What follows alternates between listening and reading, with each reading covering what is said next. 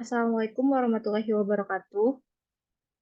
Selamat pagi semuanya. Perkenalkan, aku Adlina Revi Suroya dari MSP 58 dengan NIM C24012110409.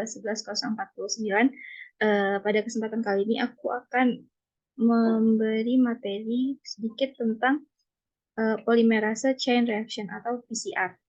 Nah,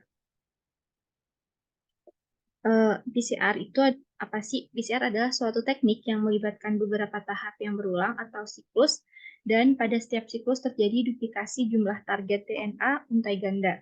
Nah, untai ganda DNA ini dipisahkan dengan denaturasi termal, kemudian didinginkan hingga mencapai suatu suhu tertentu untuk memberi waktu pada primer menempel pada daerah tertentu dari target DNA tersebut. Nah, untuk tujuannya sendiri, teknik PCR ini dapat digunakan untuk mengamplifikasi segmen DNA dalam jumlah jutaan kali hanya dalam beberapa jam saja.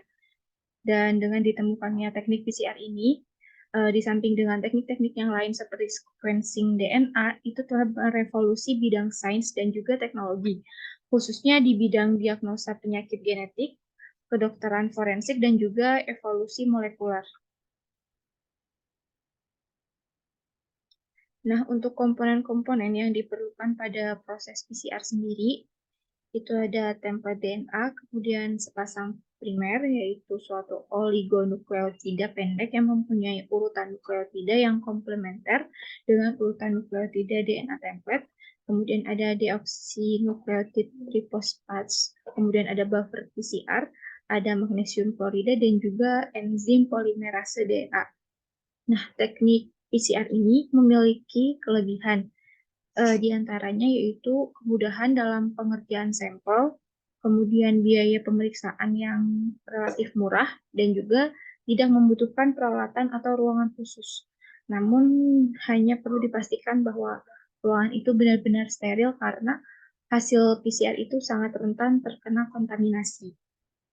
Kemudian untuk alatnya itu ada mesin PCR, kemudian ada pipet dan juga tutup. Dan bahan-bahannya itu ada H2O atau water molecular, kemudian ada TAC, bioline, primer atau dan juga yang terakhir ada sampel. Nah, tahapan PCR sendiri itu yang pertama ada predenaturasi, di mana ini adalah tahap persiapan, kemudian denaturasi, yaitu tahap pemisahan rantai DNA, dilanjutkan dengan annealing, yaitu tahap penempelan primer. Kemudian elongasi, yaitu tahap pemanjangan sekuen. Ada pasca elongasi, yaitu tahap penempelan primer, dan juga ada penyimpanan. Nah, penyimpanan ini perlu diperhatikan karena hasilnya ini harus disimpan di tempat dengan suhu yang rendah. Untuk tipe-tipe PCR itu ada real-time PCR, kemudian ada reserve transcript test polymerase chain reaction atau RT-PCR, kemudian ada nested PCR, ada multiplex PCR, kemudian ada PCR ELISA, dan touchdown PCR. Nah, mungkin sekian yang dapat aku sampaikan. Mohon maaf apabila ada kekurangan, dan sampai jumpa di materi selanjutnya. Bye-bye.